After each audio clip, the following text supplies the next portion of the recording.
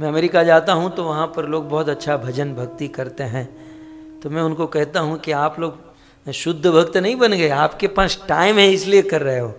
हमारा भारत का बंदा तो बेचारा काम धंधे में ही मर जाता है और ऊपर से संबंध को निभाना। और इसमें भी राजस्थानी, मारवाड़ी, गुजराती, ये लोगों का 70% लाइफ तो संबंध में ही बीतता है।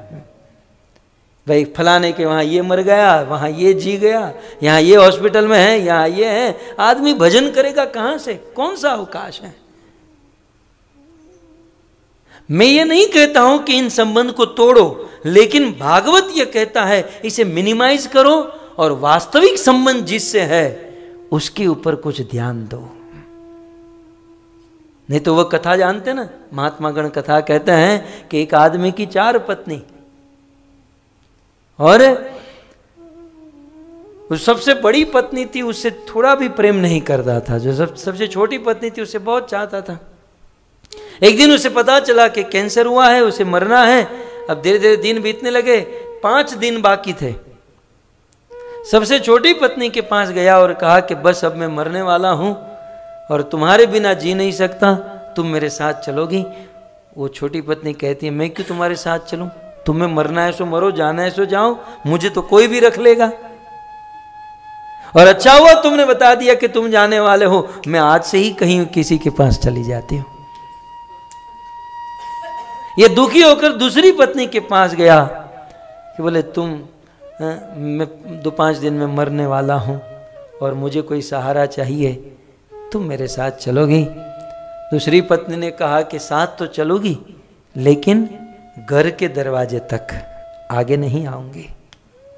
तीसरी पत्नी के पास गया, बोले तुम मेरे साथ आओगी? बोले आऊंगी लेकिन श्मशान तक, उससे आगे मैं नहीं आऊंगी।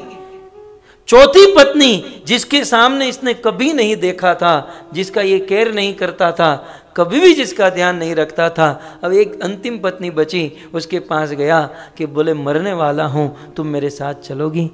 अन्य पत्नियों ने तो मुझे ना कह दिया। तब चौथी पत्नी ने कहा कि मैं तो तुम्हारी थी, तुम्हारी हूं और तुम्हारी रहूंगी। प्रॉब्लम तो तुम्हारी थी कि तुम मेरी ओर ध्यान नहीं दे रहे थे। मैं तो सदैव तुम्हारे साथ रहूंगी, मैं तो तुम्हारी थी। तो महात्मा गण कहते हैं ये वो आदमी और कोई नहीं, हम लोग हैं। और ये 4 पत्नी और कोई नहीं। पहली पत्नी जो है वो धन है। जब आदमी की मृत्यु होती है तो मृत्यु होने से पहले ही धन हाथ से चला जाता है।